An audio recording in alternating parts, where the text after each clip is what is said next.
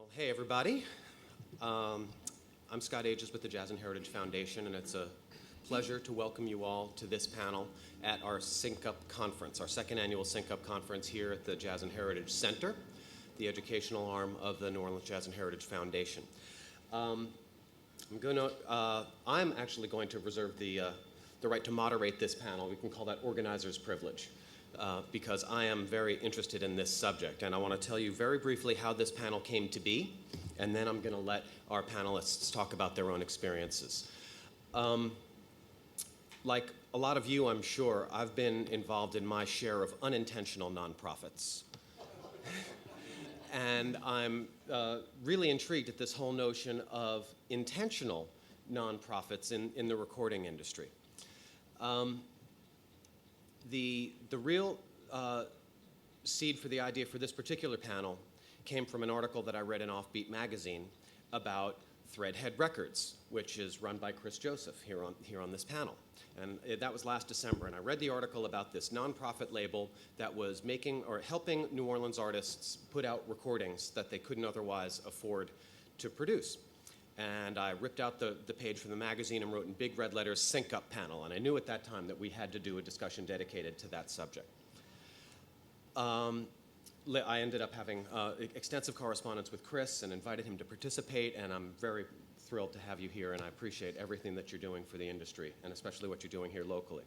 Then I was getting ready to go out to Los Angeles for the Grammys and found out that Tim Kappel, who started working with me many years ago when he was a college student as an intern, and is now finishing up law school at Loyola. Unbeknownst to me, he had submitted a paper to the legal arm of the Grammy organization, the Entertainment Law Initiative. Unbeknownst to me that it was on the topic of nonprofit record labels. Unbeknownst to me that it was selected as one of 5 finalists from throughout the entire country for a presentation at the ELI luncheon during Grammy Week in LA. And I was like, you ain't gonna tell me about this, huh? Okay, well, you're on the panel now. And Chris said, well, thanks for asking. And I said, that wasn't a question. That wasn't a request. So I'm thrilled that Tim is studying this stuff and is here on our panel on the front side of things. Tim also administers our Jazz and Heritage Talent Exchange website for us and has been doing an incredible job with that. Then I'm on the way home from Los Angeles, on the plane, reading the New York Times, and there on the front of the business section of the New York Times is an article called The Medici Model, where they're talking about how fans are connecting, or artists rather, are connecting with their fans and turning directly to their fans to underwrite the costs of recording projects.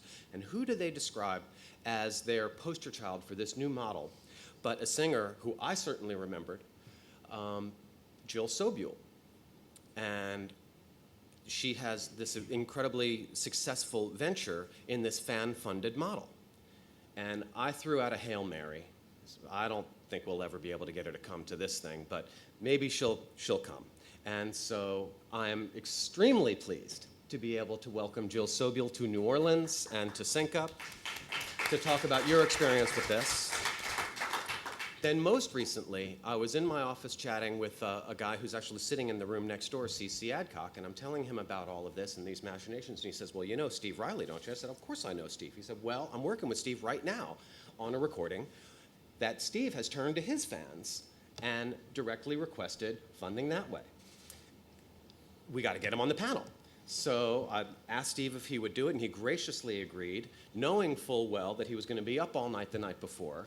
And he had a gig with Little Band of Gold that started at midnight last night. What time did you guys knock off? About 4?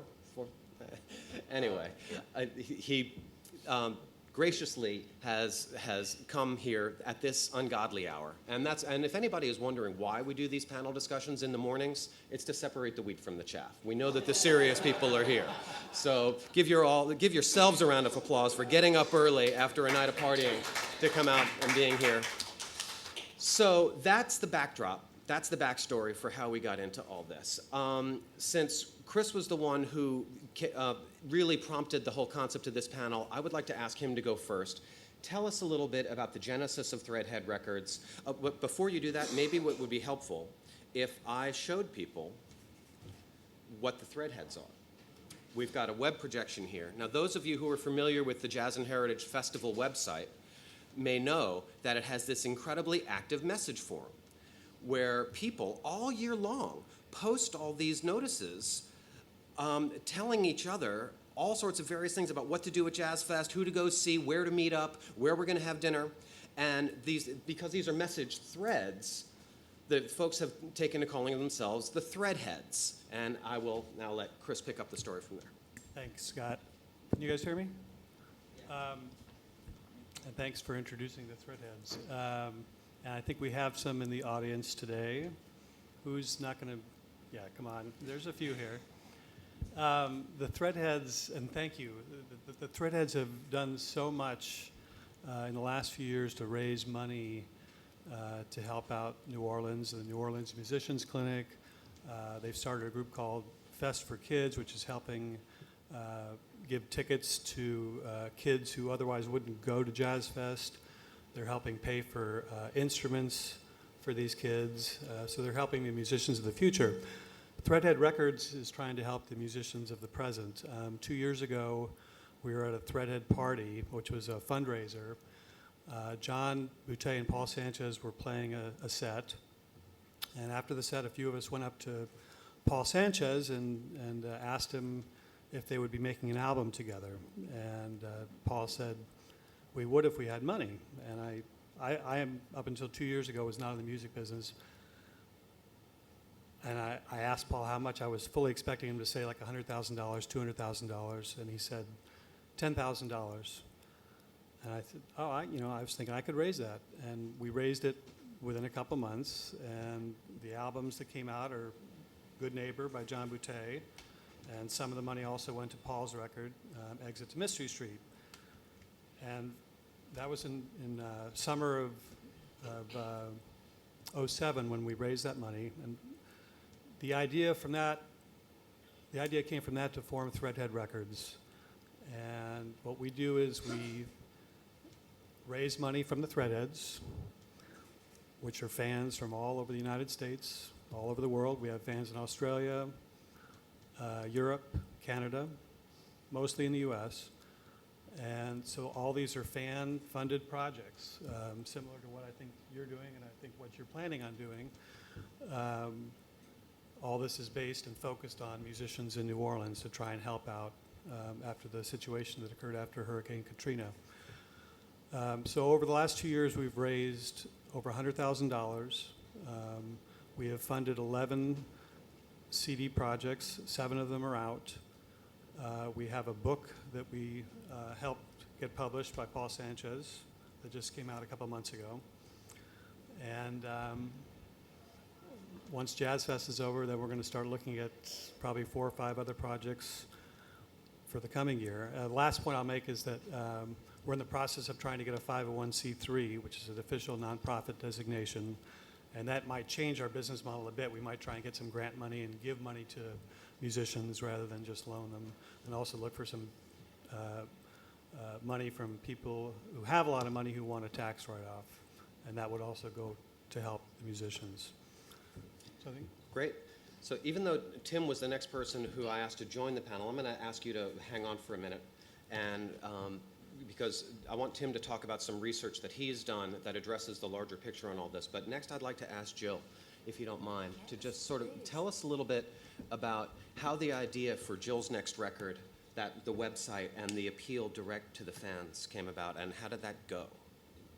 Well, after being on 2 major labels, and I was on 2 major indie labels that both went belly up, it was time to do another record, and the thought of going to meetings and trying to get another record deal, and I don't know what that meant anyway, and plus but I was completely broke.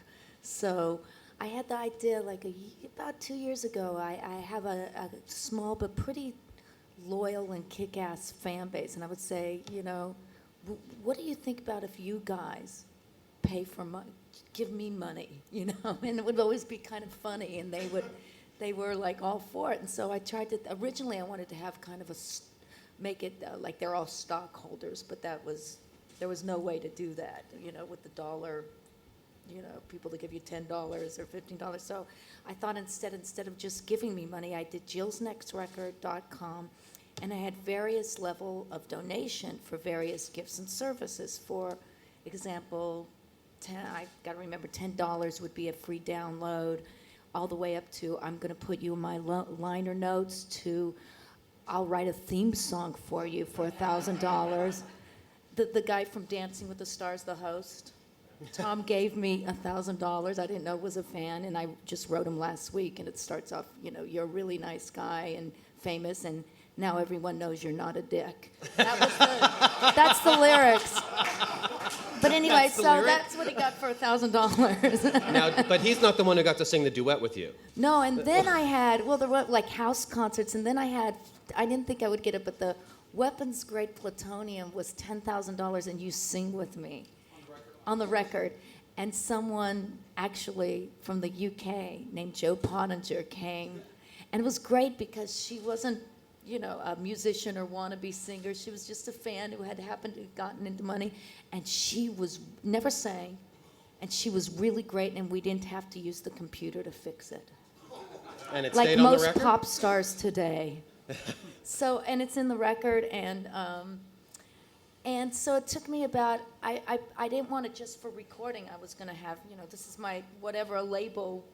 I didn't know what they did, but, whatever. So hire a marketing, distribution, a publicity. So I had this idea of $75,000 was my limit. But whether if I got 5,000, I was going to put it, do whatever I could. And I got that goal, reached it in about 6 weeks. Unbelievable. Now, I've read, and you've been getting tons of press about this, Right. CNN, NPR, New York Times, all on down the line, and this figure of $75,000 keeps being raised, and I've had a question. When you set out doing this, were you intending to spend $75,000 in the studio? You were just addressing that a little bit, or you were planning to use some of that budget for other expenses, right? Oh, yeah. I mean, Okay. I had no idea how much all the other stuff. I mean, I wanted to, also have hard copies that I could have around and make a distribution deal and publicity and and maybe a little for video. I have nothing left.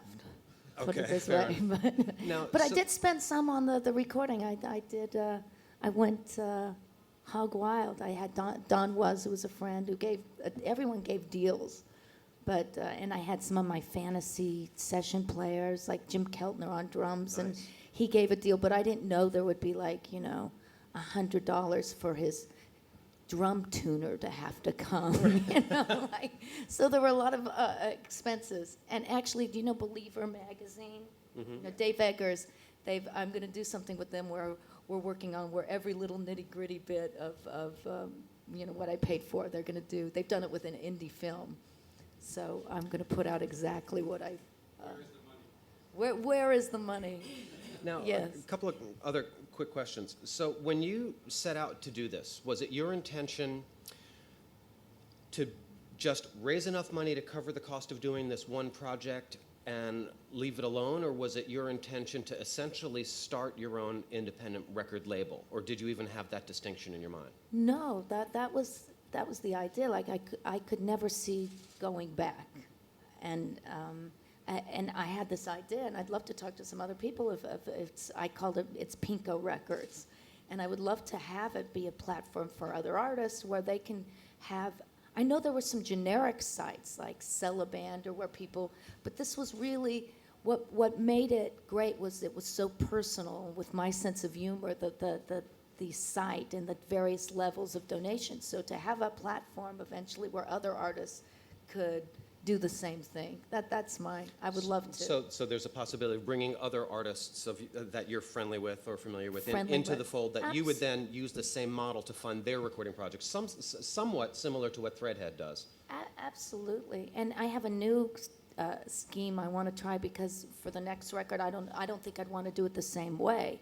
So instead of, I came here, I had I had to change planes in the middle back seat between two festival goers who are already stinking drunk. And I decided next time I want to exchange, you know, instead of giving money, them giving me their upgrades and Sky Miles. That's my new. So there will be a link on your site to give me your miles? Okay, great. I had another question, but I can't remember what it is, so we'll move on. So Steve, tell me about how it sounds like you came up with a very similar idea right at around the same time. Can you talk about where that idea came? Had you read about anybody else doing this kind of thing? Had you heard about Threadhead or Jill or anything like that, or did you just come up with it on your own? Well, our contract with our record label was up, and we decided, you know, we've been together for 20 years. We make our money playing live shows, and we actually sell more CDs on the road than, you know, our record company does. So we decided that we'd just go out and do it on our own, and we did some research, and we probably, you know, took a look at what Jill was doing and several other people as far as fan funding, and, you know, we decided we didn't want to go through all the trouble of having people sing on our records and, you know, our fans doing that and taking that chance. So the approach we took was to we have a pretty big mailing list that we've, you know, we started years ago, and it's gotten bigger and bigger, and we just sent out an email to our mailing list asking them to pre-order the next record. Interesting. So and Jill, actually, that was one of the questions that I was wondering about for you. So there were different levels of donation. They got different things. For the people who donated, even at the lowest amount, did they get a copy of the CD? Yeah, they got a pre-order. And just one quick thing is I didn't want them to just end the fan relationship then. I for everyone that donated, I had a site where they could go where they could stream the songs, be pre-mastering, so they could say, because I recorded more than we're going to go on the record, so they had their, I asked them to pick their 6 favorite and which one they would use for a bonus track, so. Oh, neat. Okay. Well, that's a really interesting twist on it. So basically, you weren't asking for different levels of donations. What was the price for the pre-order? $15.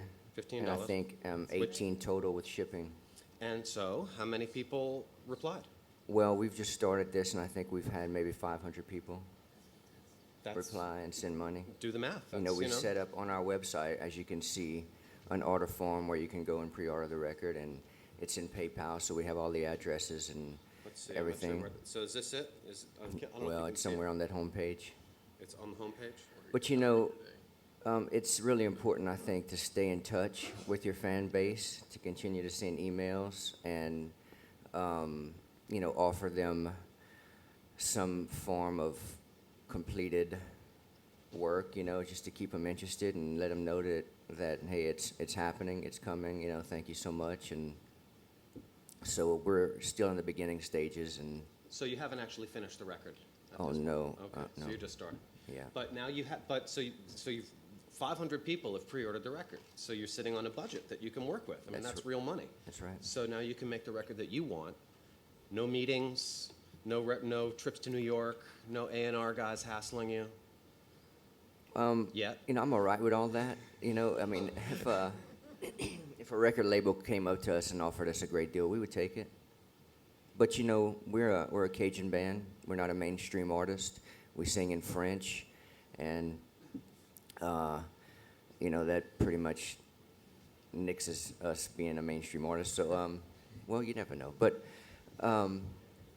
we have strong fan bases throughout the United States in different regions and in Europe, and you know, I think it's good for us to be in touch with them directly, and we have a good publicist as well who will help us once the record comes out. So I think we can do a good job of it ourselves. I'm sure you can, and I think it's very instructive to independent artists everywhere that when you have smart, determined artists who understand the business, you've been around this game for a while, so you know how it works, so you're able to handle it, and I'm sure you're going to do a great job. But I want to ask you the same question I asked Jill.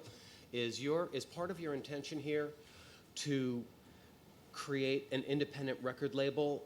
Obviously, you're going to have a label to manage your own release, right, and do all the accounting and everything for your records. Do you have any interest or idea of bringing other artists into the fold, or is this strictly for Steve Riley and the Mammoth Playboys? Well, we haven't thought that far, but at this point, it's strictly for us. Okay, well, that's fair enough. I'm not suggesting that you need to go in the other direction. But now I remember the question that I wanted to ask before. And I'd like to ask both you and Jill, because I think it's really instructive, especially for artists who are just starting out and are looking at this as a potential model for how they can fund their own recordings. Now, we all know that with the change in technology, it's cheaper and cheaper and cheaper to make a good sounding recording. And so pretty much anybody can make a record on the cheap in their bedroom. But you all, Jill and Steve, have a different experience in that you've had a long career at this point, and you have a fan base. And Steve, I mean, you guys have toured all over the world. I know you've been nominated. You've won at least one Grammy, right? No, we haven't. No, sorry, my bad. Was that a sore subject? No, it's not a sore subject. Okay. We've been nominated 3 times. Right. So you've certainly got recognition out there. And Jill, in your case, you had a top 20 record. You've had major label deals. So my point is that you've been around long enough and well enough to have established this fan base out there. So you've got a big mailing list. You had a large fan base, so you were able to target your existing fans. There's a lot of folks that aren't necessarily in the same position. So do you have any thoughts on how somebody who's just coming up, whether this is even a viable model for somebody like that, or does it really depend on having had enough of a track record to have people in your database? Well, a couple things. One is I think the model can work whether you have the 500 fans or 5,000 fans, or maybe if you start with 50 fans. I think it's really, like you say, don't you think what's important nowadays also is the old-timey thing of playing shows and getting a mailing group and so I think that's you have to work. And I think that's important. I think that maybe there can be, for instance, like thinking about my site or other sites of yours, where it could be a curated, like you could say, hey, here in New Orleans, I discovered this great new band. What do you guys think that contributed to my other bands? What do you think? Should we give this person money? Here's a brand new, I just think that could be maybe fans could be A&R. That's just an idea. That's a very cool idea.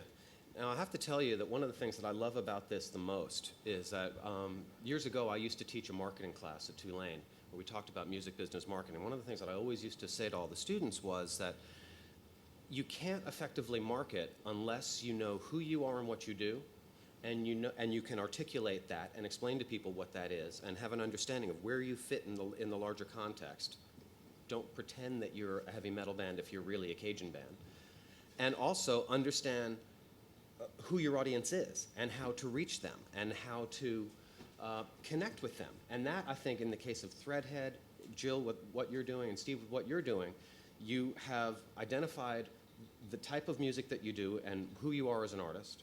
You have discovered this mechanism through Chris, in your case, through the threads on the Jazz Fest website, Jill through your fans, Steve through your fans, so you know exactly who your audience is. So your marketing is pretty much done at that point. So it's got to be a pretty simple mechanism to reach them.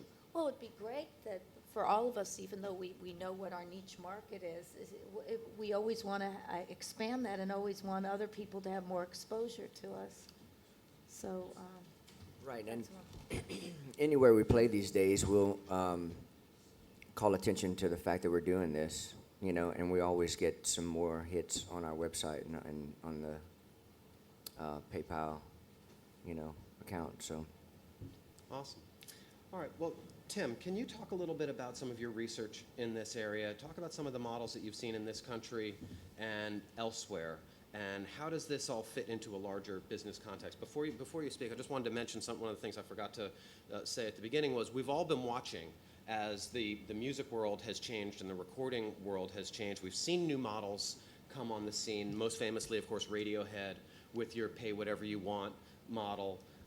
There have been other artists who have won Grammys even with fan-funded records through Artist Share and other sites like that. Then we saw 9 Inch Nails come along with a different take on the the model where they're allowing fans to pay different levels, and they get different levels of quality recordings and packaging and things like that.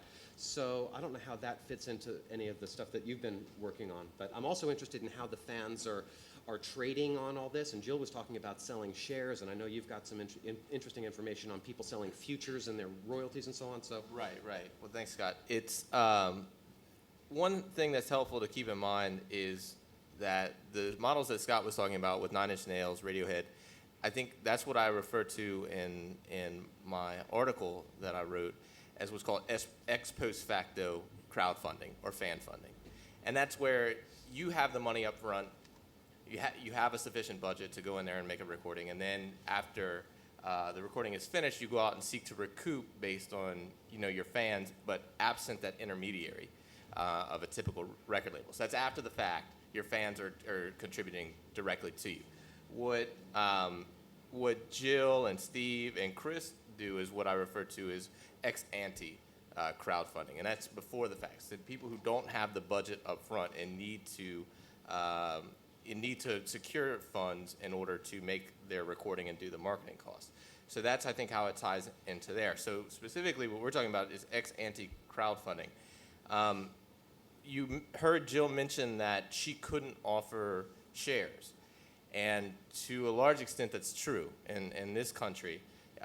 It's not that you can't do it, it's just that it's financially unreasonable to do it at this point, because anytime you're selling a security, it has to be registered, or generally speaking, it has to be registered with the SEC, the Securities and Exchange Commission.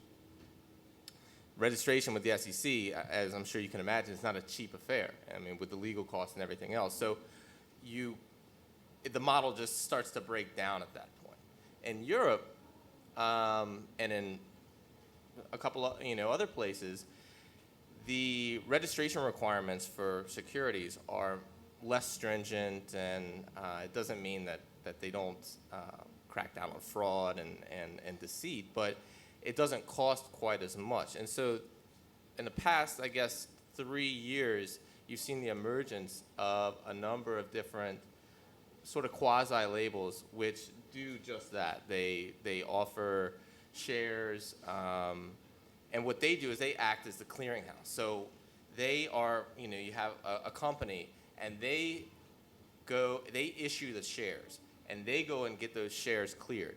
And then, so the artist really isn't in the mix. I mean, technically it's like they're being on a label, and then they have a website where people can go and listen to all these unsigned artists and say, yeah, I want to invest in that one. No, I don't want to invest in that one.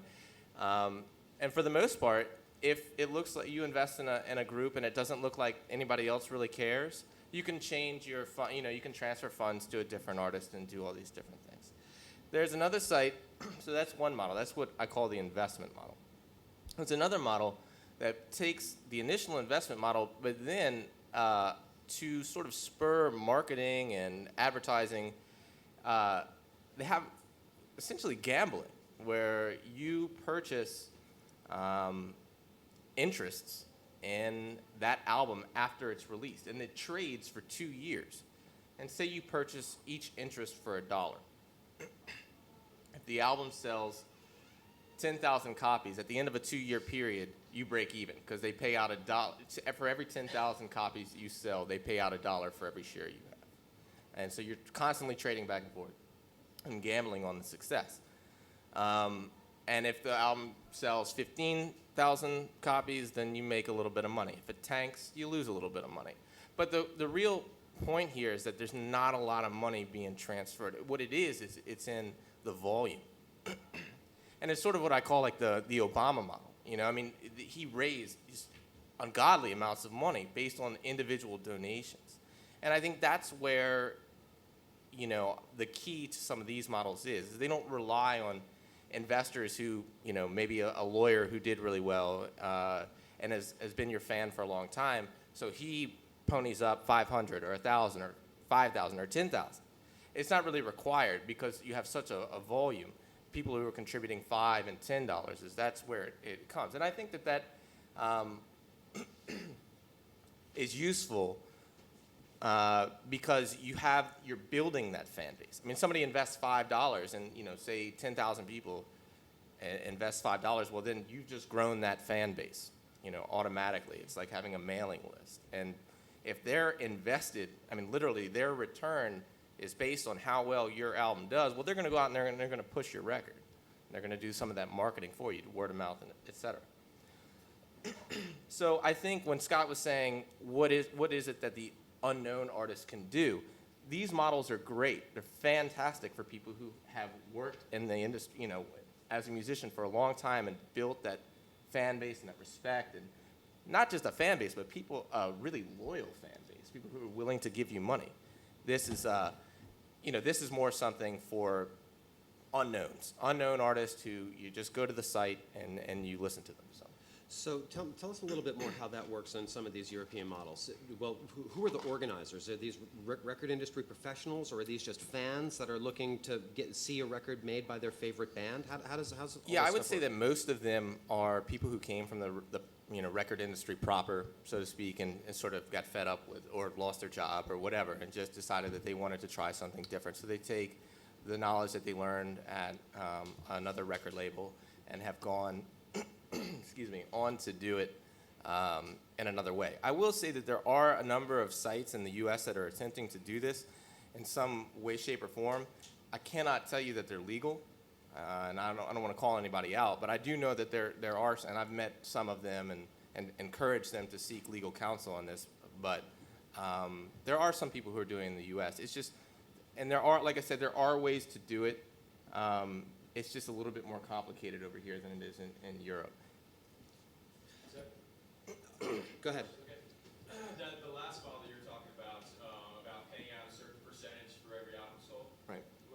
In the U.S., we base it on contract law rather than as someone being like a partner and just having the album be a partnership, or it's more just a contract.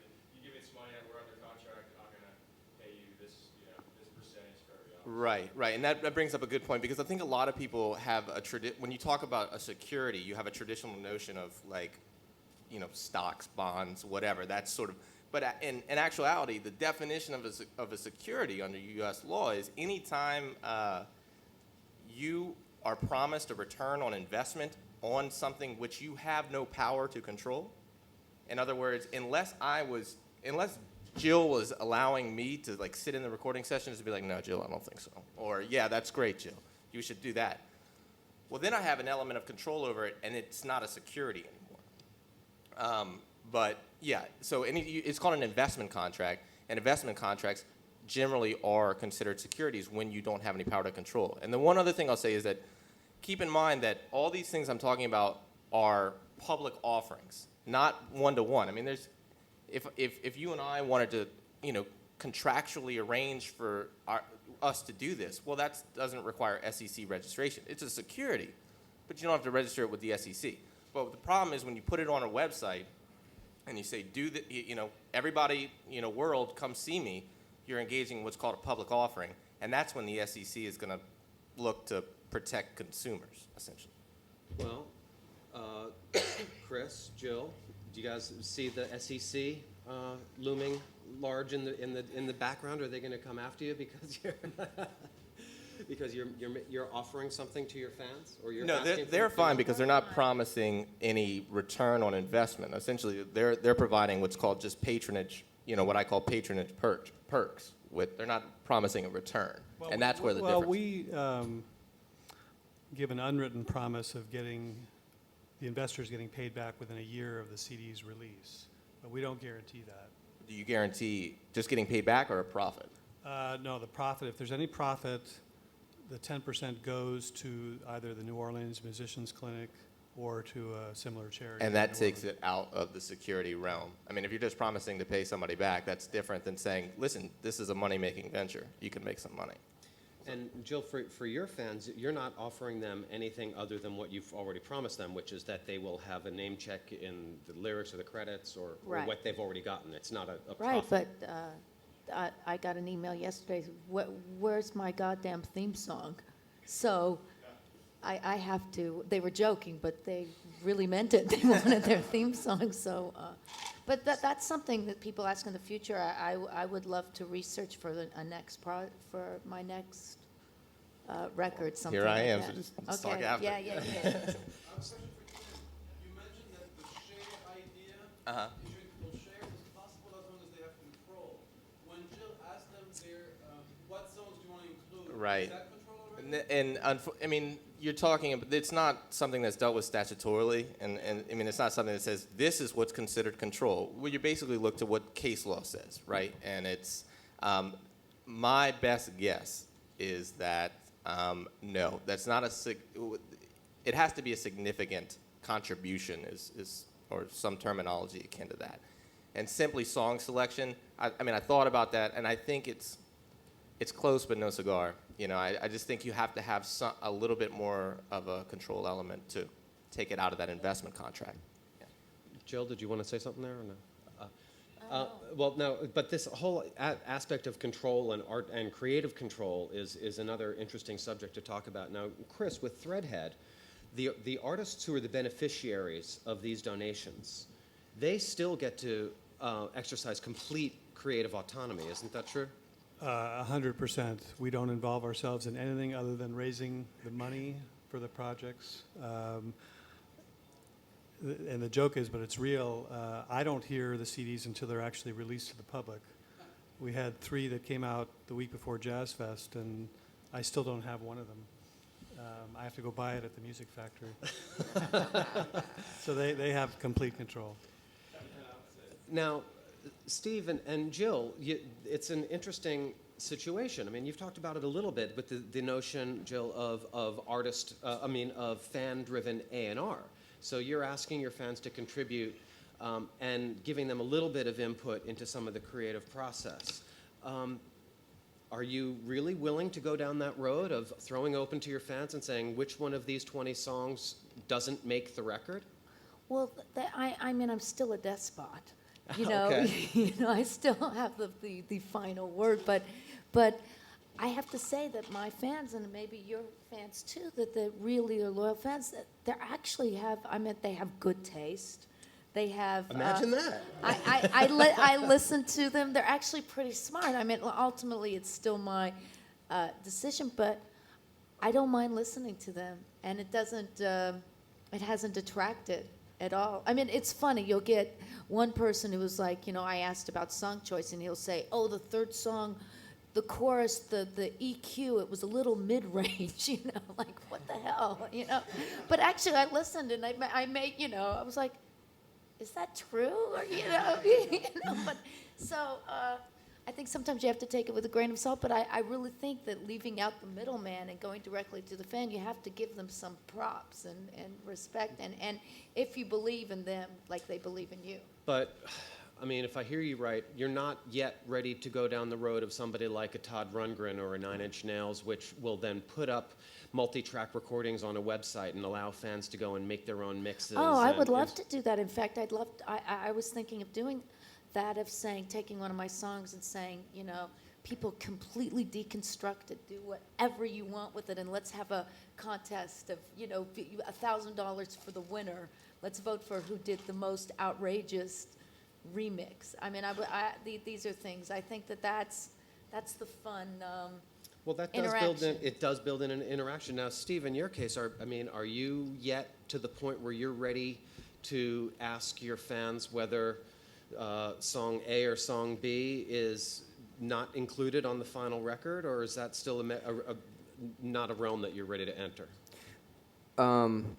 Well, we have some fans with some really good taste and some fans with not so good taste. And actually, we did a best of record to celebrate our 20 years together. And it was a best of our 10 recordings we had done. And so we sent out an email to our mailing list and asked which songs they would like to hear on the best of. And they were pretty right on, I used a lot of those ideas in compiling the song list for the 2 CD best of that we put out last year. And you put that out independently? You did that one yourself, or did you have to go no, through a label? it was with a record label. But I'm up for their advice. Like Jill says, you got to include them. You got to give them something if they're giving to you. And it's just how much input do you want to give them? Well, I guess that's really my question, is how much do you want to give them? I haven't thought about that a whole lot. I mean, our take on the whole thing is we've been doing this a long time, and I feel we're really good at what we do. We put a lot of care and time into making our records, probably more so than any other Cajun or Zydeco band. And every time we get on stage, we want to be right on, and we do our best with those live shows too, because we're selling ourselves every time we get on stage. I mean, that's how, as I said earlier, that's how we make our living, is playing dates, touring, and selling CDs at the venues we play at. It's kind of immediate and like right there and Right. hand to mouth. Now, Chris, we've talked a little bit about Threadhead Records as a record company and some of the distinctions of, what that means. And in the context of this conversation, can you talk a little bit about how much creative input the contributors through the Threadheads may or may not have? Now, I know that once a project is selected, the artist has complete autonomy, but how much room is there for a fan, whether it's on the Jazz Fest message board or on the Threadhead Records website? Is there a means for somebody who's out there who wants to be a contributor to say, hey, how come you're not doing a record by, I don't know, Sista Titi or somebody like that? And why aren't you doing any hip hop or heavy metal? I mean, how much room for input is there? Well, it's, on the one hand, it's a democracy. Anyone can say whatever they want, and they do. I get emails from artists themselves, especially since they found out what we're doing. I get emails from fans of artists that we're not working with saying, why don't you work with them? I get emails from fans of the artists we are working with saying, well, maybe they should record this. And my response is, to the fans of the projects we are recording with, I just say, you know what, if you want to suggest something to the artist, go ahead. I'm not going to do it. I stay out of it. Why? It's just a decision I made. It was a promise I made to the artists that I would not have anything to do with it. And so far, I've lived up to that. Now, but how do you go about selecting the artists who you do agree to work with? That's a good question. It's from talking to the various Threadheads, who we chat online, we see each other a couple times a year. Some see each other more than a couple times a year. It's kind of a sense on who's popular among the Threadheads. We have one artist now that we've had a little bit of trouble raising money for, not because he's not a good musician, he's a fantastic musician, but some of the Threadheads don't know him. So we've had a little bit of difficulty with that project. So is there a minimum threshold for contributing? Does somebody have to contribute a minimum amount, or is it anything? We've had contributions from $5 to $5,000. It's whatever anyone can contribute. And each of those people are expecting to be repaid in full for the amount that they contributed. They're not just donating money into a pot and never expecting to see it again. It's with the unwritten but spoken expectation that they will get paid back within a year, yeah. And we actually just got paid back, I can't remember if I mentioned this, on John's project, John Boutte's project, Good Neighbor. We just got fully paid back last Tuesday, which was a year after the CD's release. So have you are there any other projects out there? Well, has anybody defaulted, basically, is the question? No. At some point someone might. That could happen. It's a possibility. It's a possibility, but we go into it knowing that there's a risk. Okay. Steve, did you want to say something? Yeah, you were asking about fans' input. One thing I want to mention is that, like I was saying, our live shows, when we work up new tunes, we don't hold them back until they're recorded. We start playing them on stage and let them, develop and take form before we actually record them. So a lot of new songs that we'll work up and play, people will often say, man, that's a good song. What's that song? And they'll give input that way, and it's good to hear that, definitely. So There you go. Scott, I just want to say Yeah, that the please. one good thing about all three of you that's sitting up here, because you all have very loyal and devoted followings, my best guess is you could, if you wanted to, engage in offering people a return, because you wouldn't have to put it up on a website that was available to the public. You could simply seek out your current fan base and say, you know, I mean, if it was something that you wanted to do, just keep in mind that there's a big difference between offering something privately to a number of people and offering it to anyone over the internet. So. Yeah, I mean, I think for some companies or artists that might be good. We want to be nonprofit. Sure, sure. I think if we start looking at profit, it's going to ruin it for us. Understand. Jill, did you want to say something? This is just another thing I was thinking of is I'm sending out a letter, and I don't know if you do the same thing, to my fans of join my street team, my propaganda machine. You know, beginning I send it out to them, and you know, asking them to spread the word. You know, if they're, you know, I'm going to have posters they could download at the places I'm going to be playing, and you know, at a bar or at the Whole Foods or wherever they go, and or call radio stations and just be, and you know, and I'm going to think of things from, you know, free tickets to T-shirts for being a part of the, you know, I'm calling it the street team, and so I think that's, you hope within this to go beyond your core crowd, hopefully. You do definitely want to expand. Now, I have to confess, I'm a little bit mystified at this notion that Tim was talking about, where these, I guess I would think of them as aggregating services, where they are that are profit-based, profit-driven models, where they're trying to raise investment money, basically, and then promising some sort of a return in a share of the profits. That seems to me, especially in the current music industry environment, to be an extremely risky proposition.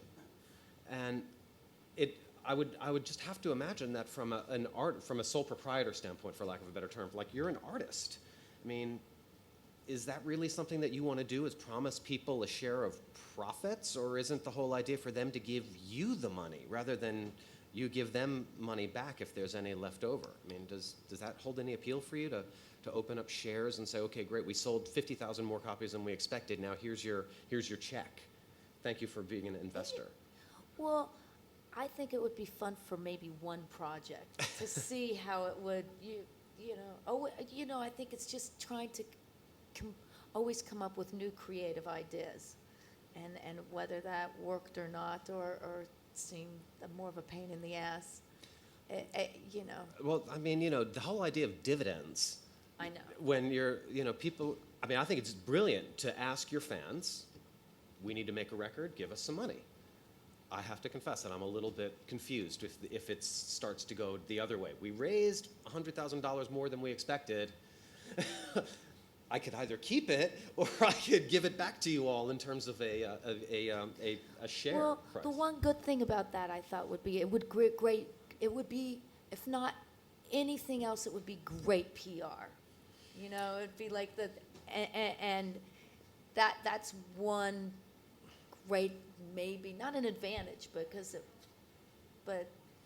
there's one aspect to it. And speaking of PR, I mean, as I mentioned earlier, your record that has just come out through this Jill's Next Record model has benefited from the novelty of what you're doing in Right, so terms I'll have of to find the tremendous next PR. Yeah, I had no idea when I would start it, that when I first put it out to my on a newsletter, and then someone from the AP got a hold of it, and then even snarky Perez Hilton, got a part of it. So it was pretty great, and in the last 2 weeks I've been on, doing the NPR circuit, and going to do CBS Sunday Morning, but on the downside is people are talking, finally you still want people to talk about the album itself, and I've noticed that like over 80% of the press I'm getting is the model, which is fantastic. Hopefully it leads people to the music. Hopefully. How have the reviews been, by the way? They've been good so far. That's awesome. The only one I had, and this is really funny, they've been really, really good so far. I had one bad review so far, and it was from a snarky teen, and somehow a snarky teen in her community college newspaper, and it was hysterical. She said, your little charade of putting this on, good luck, don't leave your day job. That's So pretty that was- snarky. but it was- By the it way, was- this is my day job. It Thank was you very so much. it was so over the top that it was so great, but it's been good so far. Oh, awesome. Okay, do we have any questions from our audience who are here? Eve, I saw your hand go up. I was going to say, folks love to gamble. I think you're likely, as an artist, to get more money from people if you tell them there's a small chance that they will make the money back or double it or triple it. So you're saying, folks, people would be intrigued by the gamble of investing a little bit of money with the notion that there's an upside. And encouraged to give more. So the more you give, the bigger your potential reward if the record does well. Exactly. It's just a question of how many times can you keep going to the same artist to do that? I mean, you might be able to do that once, but the same audience, yeah. Well, if it's an Well, audience same that's large, I mean, some of these sites in Europe, I mean, they have, tens of thousands of people that visit these sites and that are participating in the process. And I think the other thing I would say, in addition to like people's natural inclination to gamble, I think people are generally dissatisfied with the way that traditional record labels work. And if you give them the possibility to say, look, this is a business, it is the music business, but guess what? You're running it now. So no more complaining. You do you work and you are the record label. But yeah, I mean, there's still this opportunity to make money. That to me is intriguing, and also, the gambling aspect I think speaks for itself. I don't know. I have to agree with Jill on this. It sounds like a massive pain in the ass. I'm sure it is, administration-wise. Yeah. Yeah, but administratively. Yeah. I mean, to, Mailings and then the counting and everything. You get 20 cents. Well, and if it doesn't make sense for you, it doesn't make sense for you. I mean, they've all done very well, and it doesn't seem to make sense. But for the unknown artist who doesn't have a mailing list of 15,000 people, who can't get a lot of money, these aggregators it's either that or nothing. So, But here, But here, go ahead. I was just going to say the problem is how does that artist become known? I mean, there's zillions and millions of people. Who's the curator? Who goes to their site that says, "Give me money and you can gamble and make more"? but they That's the all go first to the. thing. It's not, and that's the point. Is that it's not the artists that are popular. It's the sites The themselves. sites So people themselves. go to the site because they know, and so that's how they. And you well, the separated sites, by the, genre. The sites develop reputations as having a curatorial, almost an A&R capacity. Like the people would trust Threadhead releases because you have a brand associated with it. People trust your taste, basically. Now, you guys are individual artists, so people know your music. But if you just threw it open to say, well, we're going to trust it, basically say to people, trust us on this. We're going to go find good talent. Then now you're taking it back out of the hands of the audience, and it becomes essentially an old-fashioned A&R capacity again. Now there's some administrative person deciding where the creative energy is going to go.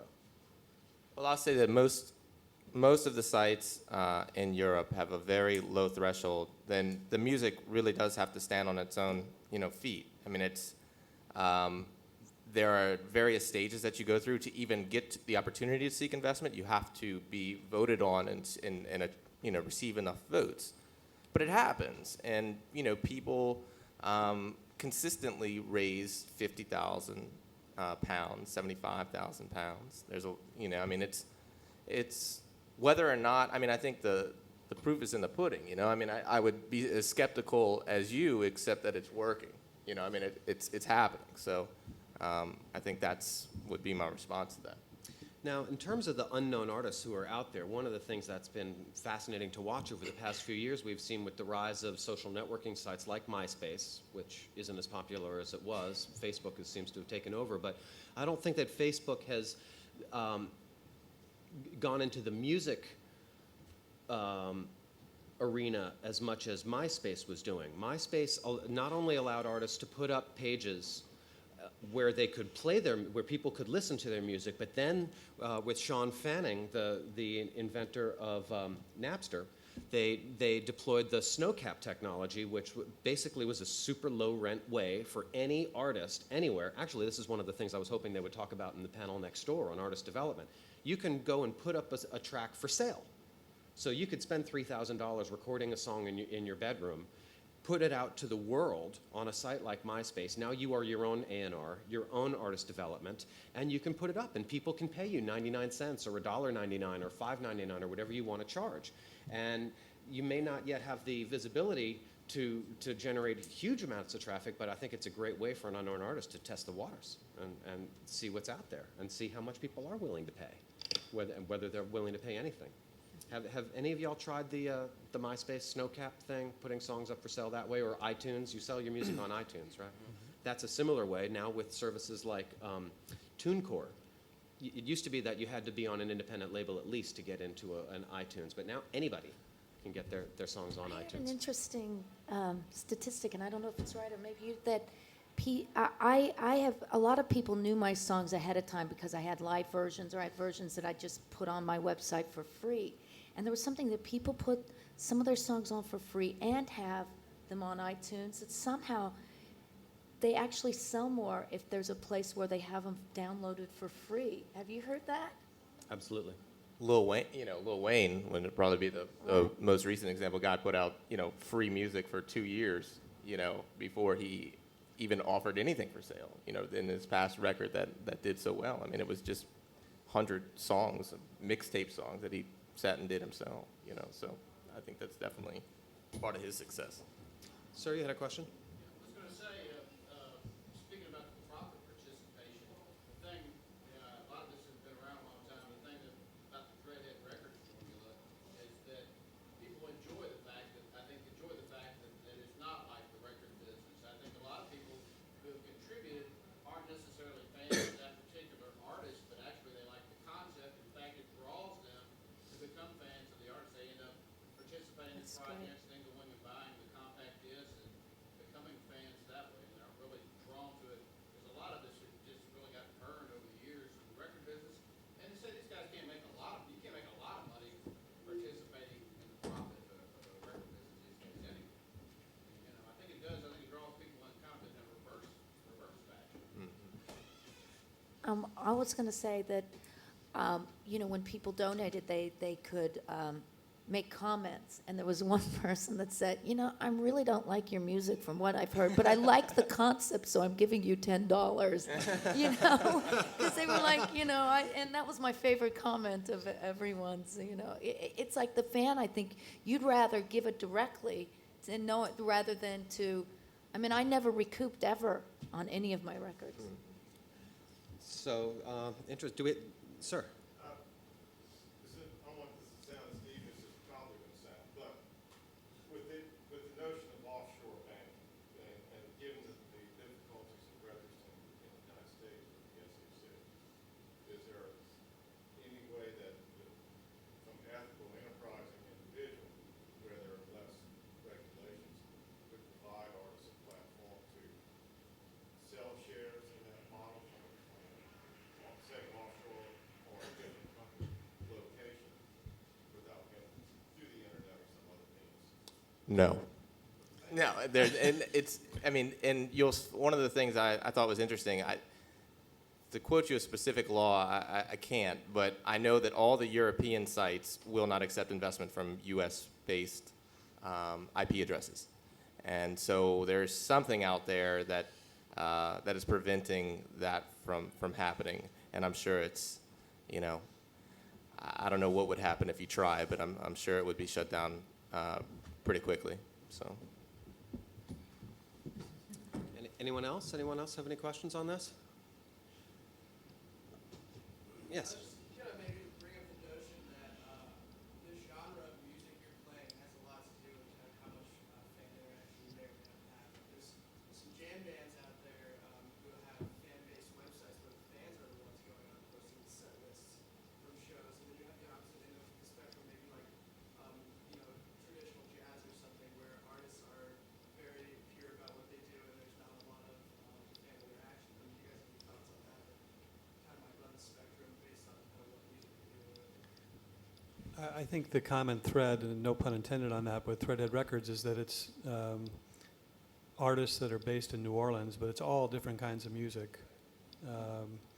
We haven't worked with a Cajun or Zydeco band yet, but there's maybe a time. but we've done jazz, rock, folk, pop, gospel, R&B. I guess a follow-up question would be, in New Orleans, we enjoy a large amount of fan,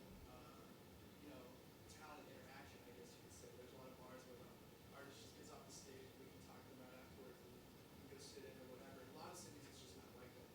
So do you think that that's an applicable model for places where, enjoy that same sort of thing? I can't answer that. I don't know because other than doing this for the last 2 years, I'm not in the music business. But I think it's definitely an advantage when the artists can interact with the fans, whether it's online, in person, whatever. Interesting. That's interesting what you say about New Orleans and South Louisiana in general, I think, playing music here all my life, people here, especially in Cajun country, feel like they own this music, and therefore they own you. And if you don't play the song they want to hear, they get pissed. So And just imagine if they're expecting a dividend check. I know that's why we thought really carefully about how much control we want to give them. No, and I Because they think have a lot of control over us in the dance hall already. Steve brings up a great point, is that a lot of people who are fed up with the traditional, record business probably don't want somebody breathing down there. They don't really want to give control. The reason they don't want to be a part of the traditional record industry is because they're just frankly ready to do it themselves and make creative decisions absent of anybody telling them what to do. So, I think there's a balance that you would have to walk, and it would be specific to each individual artist. Some people wouldn't mind, and some people really would.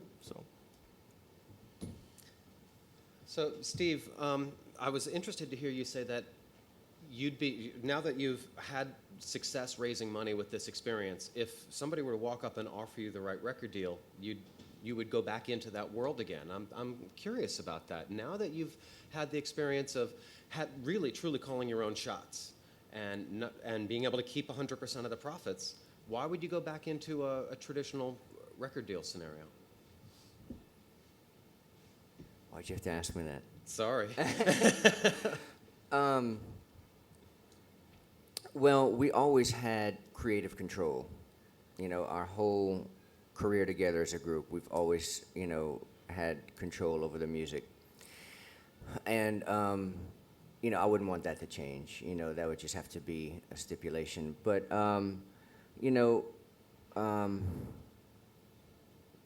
said that. It would have to be a pretty good deal,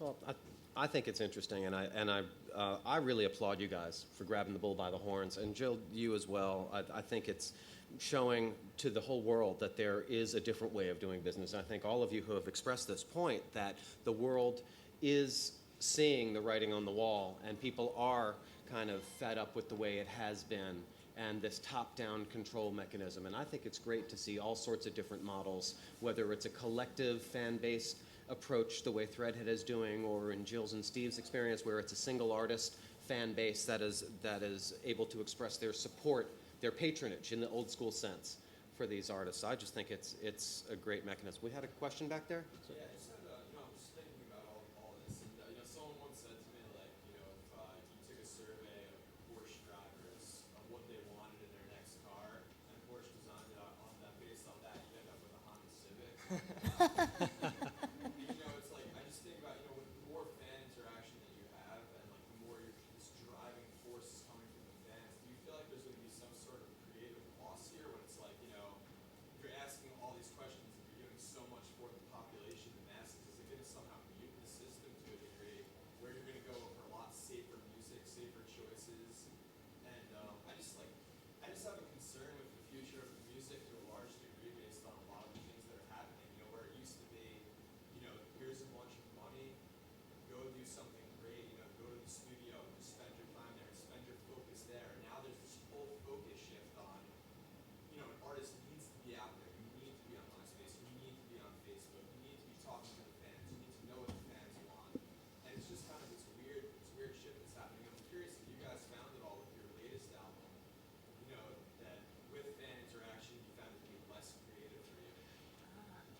Oh, no, I mean, like I said, that they have better taste than the A&R people at the labels, put it that way.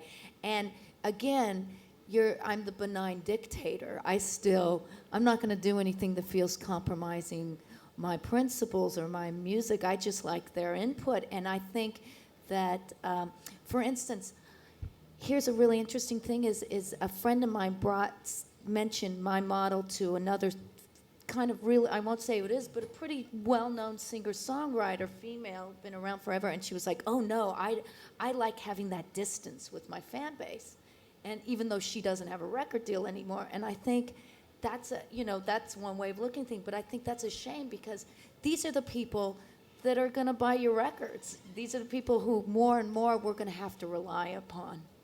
I mean, I feel, like you have, if you went off after your show and never talked to your fans. That happens some nights. Yes. But But they feel that because you are accessible and you guys, and we don't have a machinery behind us. We have to rely on people that buy our records at shows And look, I have to say, that's one thing I like about a record company. They're a bank, and it's a machine behind you making things happen for you. And it does take time. it does. It's a lot of time. Look, I don't want to spend all the time doing all the things a record company does. I mean, I got to make music. That's the primary thing, And Well, that's a really interesting point. That it is possible. So you guys are prepared to consider a possibility that it might turn out to be more of an administrative headache. Right, and I do not want that. I need if we're going to do it on our own, we definitely have to have a team behind us taking care of the things that we are not too good at taking care of. I was just going to say, anyone asked if I had stalkers, and I do, and I'm putting them to work. This is.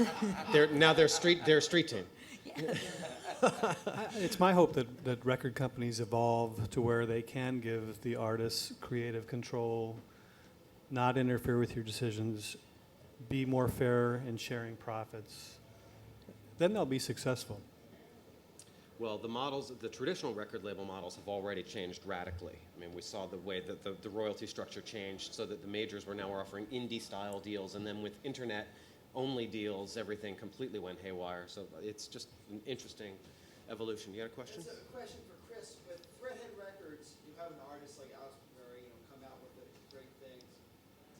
He spends that money to make the record. Who spends the money, or where does the money come from to promote it, to market his release? We haven't done this yet with Alex's. Actually, we did. We have an ad in Offbeat magazine, the local magazine here, for last month and this month that we promoted all of the records, all the Threadhead records. I talked to Alex yesterday, and when Jazz Fest is over, we're going to try and send out some press releases. Threadhead Records has a huge mailing list, probably over 1,000 people now. We'll send it to traditional press, so we can help that way. And you guys do that just as the kindness of your heart? We're not making this is all volunteer. We have volunteer web person, volunteer graphics, volunteer administrative. Scott, I just wanted to say that all these models that I was mentioning earlier, they all have these buyout clauses in case midway through production or even after the record comes out, a label did want to come. It caught wind of a label and they wanted to come and pick up the artist. So if Steve put out a record, there are provisions in all of these companies that take care of the investors. It's like, okay, label, if you want this artist, then you have to, part of your purchase is to pay off the investors with maybe a 10% return or something like that, something small. All right, well, on that note, I know that we all need to get someplace, so namely Jazz Fest. So I want to thank our panelists for the really, really interesting conversation. This has been awesome and something I've been looking forward to for a very long time. So thank you all so much. Thanks for having us. All right, we'll see you all at Jazz Fest. Thanks.